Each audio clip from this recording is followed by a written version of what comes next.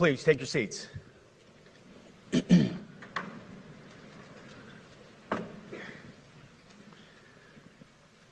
Mr. Chairman, the Joint Chiefs, generals, admirals, commanders, officers, senior enlisted, NCOs, enlisted, and every member of our American military, good morning. Good morning and welcome to the War Department, because the era of the Department of Defense is over.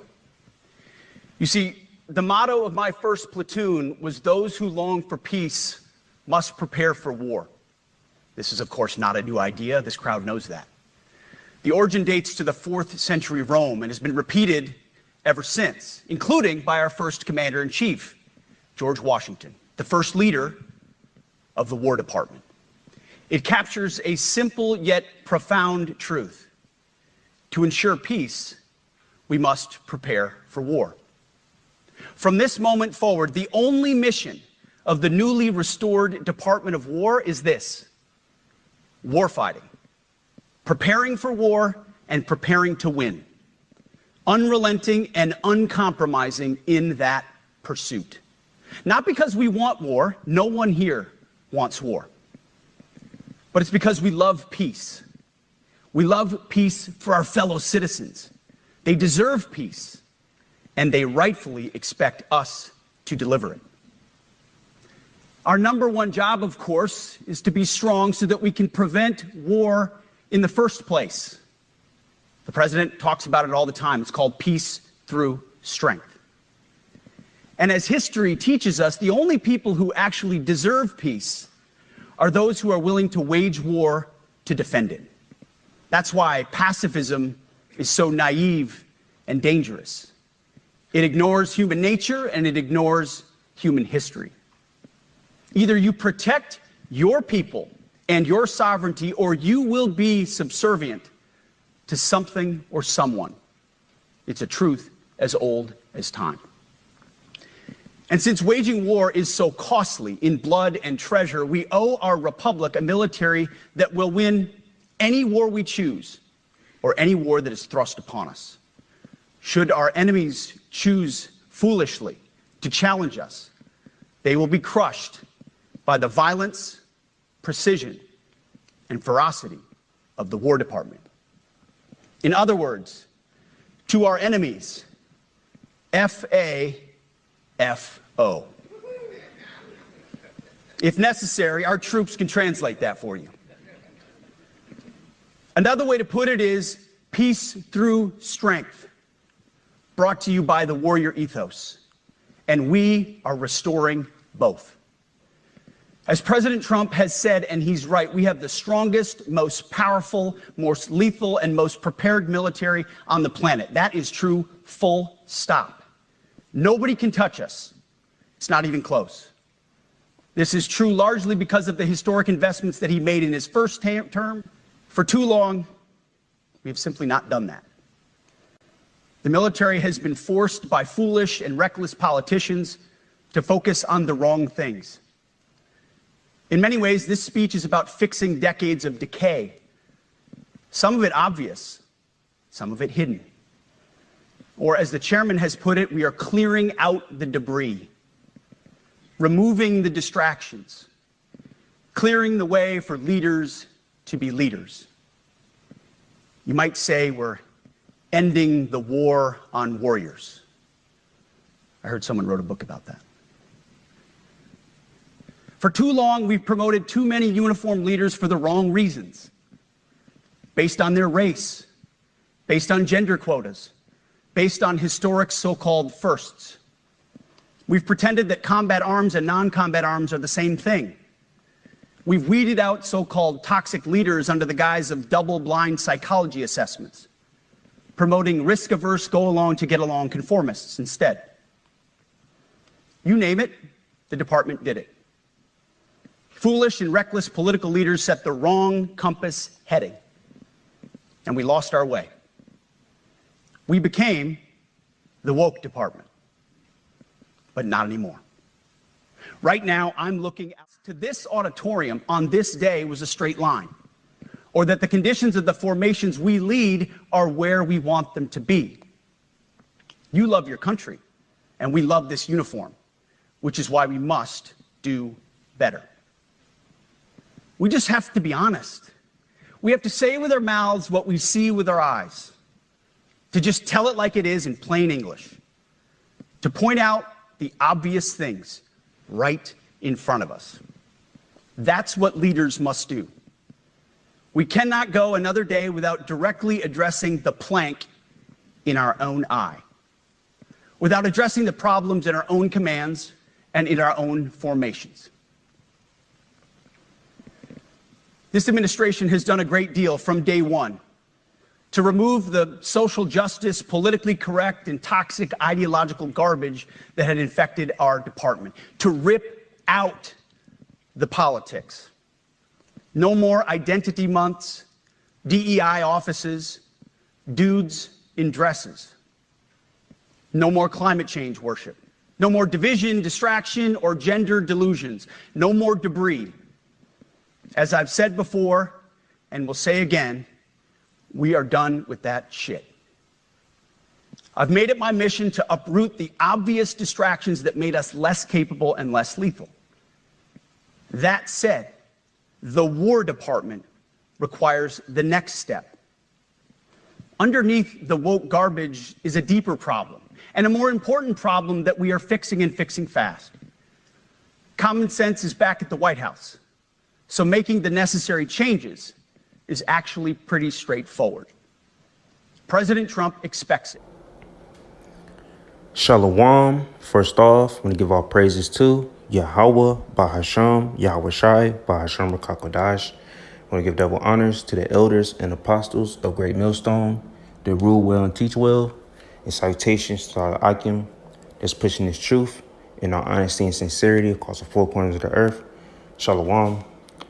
I just want to speak real briefly on, what the head self guy said, during the Department of War conference, or whatever you want to call it. These devils, they really want war, man. They're in a time where they're going to fight tooth and nail for their kingdom, for the next iteration, by the way, of this beast system they're about to enact real soon. So this Psalms chapter 55, verse 21, it says, the words of his mouth were smoother than butter, but war was in his heart. His words were softer than oil, yet were they drawn swords. So he's speaking a good game to E, let them know like they taking their country back and taking their respect and dignity back. It's going to raise the morale of the E's in this country. But, it might sound good, but, they doing this because they about to wage war against the other nations, man. For the time being, till Yahweh Shai make his grand entrance.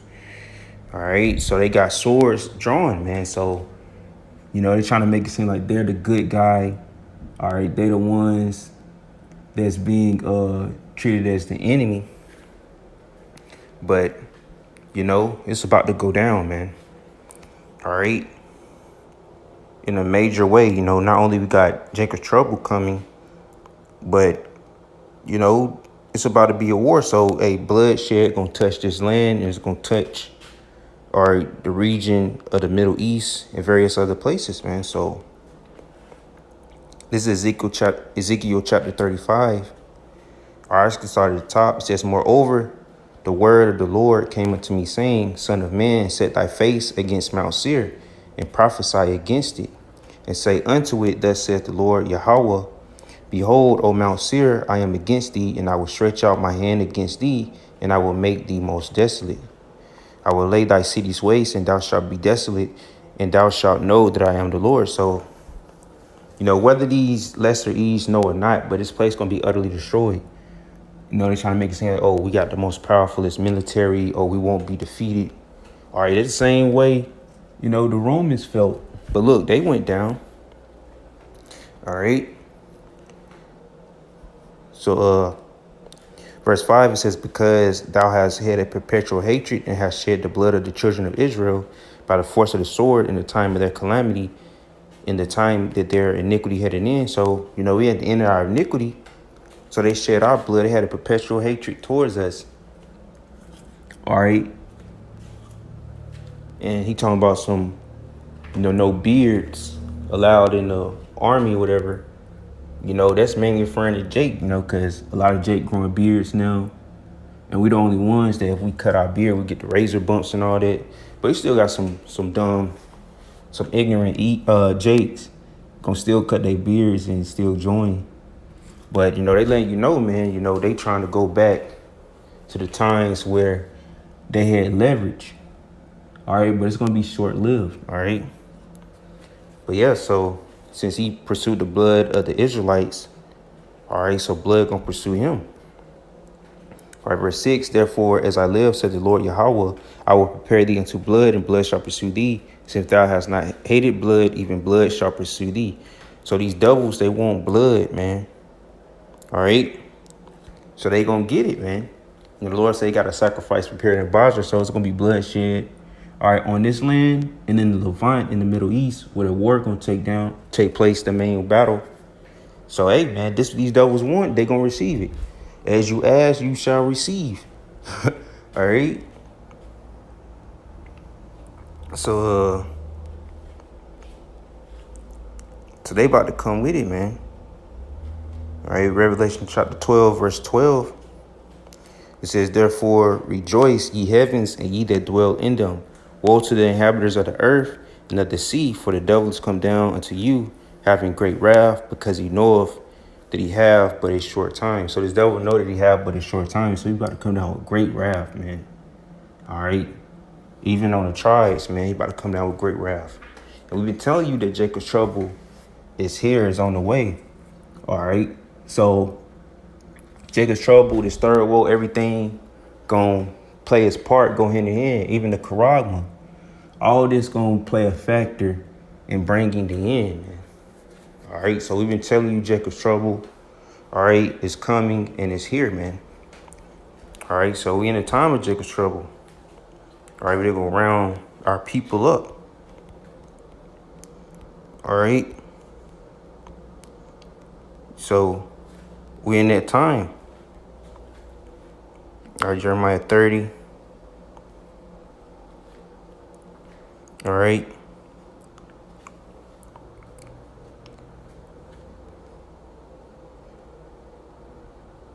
All right, so this Jeremiah chapter 30, verse 3 says, for lo, the day comes, saith the Lord, thou wilt bring again the captivity of my people Israel and Judah, saith the Lord, and I will cause them to return to the land that I gave their fathers, and they shall possess it. And these are the words, Lakia, and these are the words that the Lord spake concerning Israel and concerning Judah. So, the northern and the southern kingdom. All right, these devils getting that high level of hatred back, which you never went anywhere. All right, but that old E spirit is coming back into the earth. All right, he said, they're about to be done with the DEI bullshit and all that. All right, so they in the mindset and the ideal of taking their country back.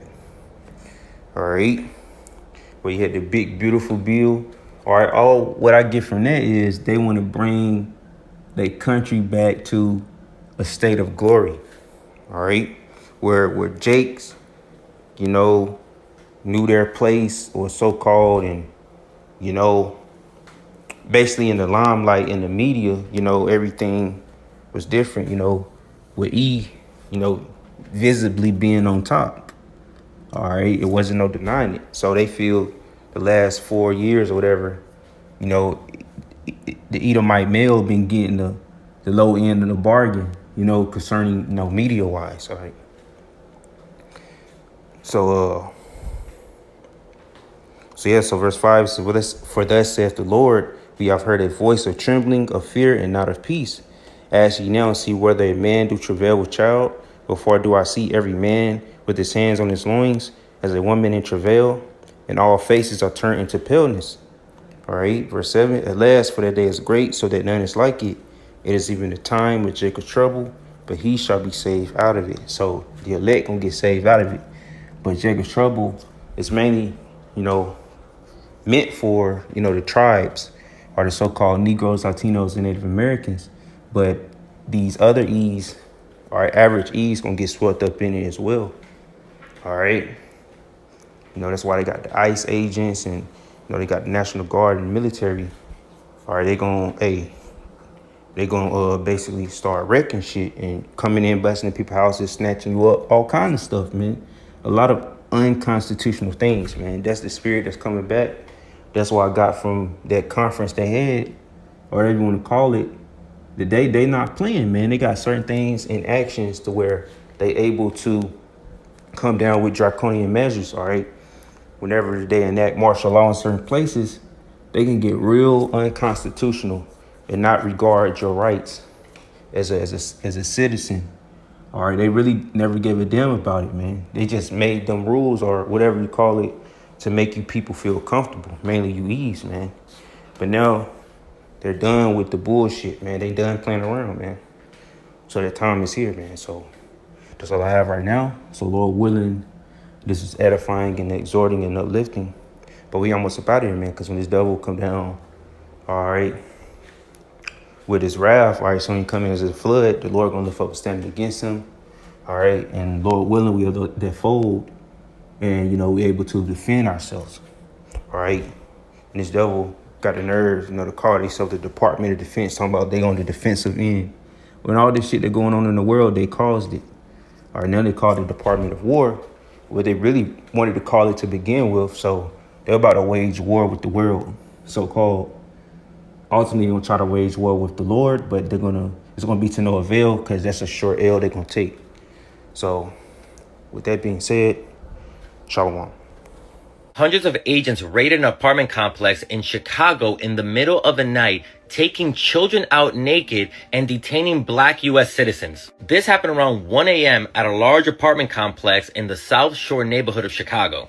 Over 300 agents from ICE, FBI, ATF, and other agents showed up to the apartment complex. They came with helicopters, some people saying they saw Black Hawk helicopters, and it seems like they also came hidden in budget and U-Haul trucks. Officials from the government said that they did this because they were looking for 6 high-priority targets, including suspected members of Tren de Aragua, even though they never showed a warrant while they were there, and they have not confirmed if they actually detained anyone that is a member of Tren de Aragua. Agents went into nearly all of the 100 apartments that were in the complex. They were busting down doors and dragging people out of their beds. There are reports of kids being zip-tied and being taken out buck naked. Black residents who are U.S. citizens also said that they were dragged out of their apartments. They were held at gunpoint, asked to give their name, date of birth, and asked if they had any warrant. They also separated people, black people in one van and immigrants in the other van. Reports say that between 30 to 40 people were disappeared that night. Activists are trying to figure out who were the people that were disappeared since the government is not giving any information on the individuals. This raid should be a reminder that they're coming for all of us. Look, white supremacists have done a great job of separating the black and Latino community, especially during the last election. They separated us so then they can come and hunt us down. They don't care about any of us because of the color of our skin. And to any white people seeing this and say, not my problem, remember Donald Trump just said that U.S. cities should be training grounds for the military. And they're starting, as always, with black and brown bodies.